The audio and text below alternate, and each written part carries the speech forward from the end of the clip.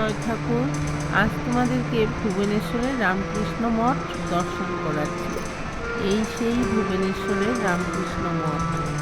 এখানে এসে আমরা 3 দিন থেকেছি, খুব আনন্দ করেছি।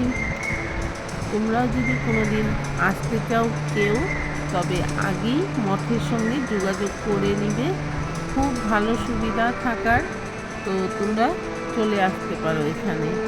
তবে ভোরের 4টার সময় মঙ্গল আরতি দর্শন করেছি।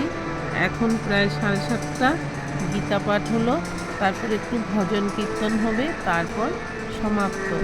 আবার সন্ধ্যাবেলায় চলে আসতাম ঠাকুরের সেই আরতি দর্শন করতে, তারপর একটু ভজন কীর্তন শুনে আবার সমাপ্ত। তো এইভাবেই খুব আনন্দ করেছি, খুব ভালো লেগেছে।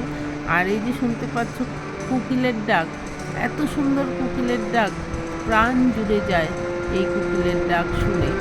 জয় ঠাকুর।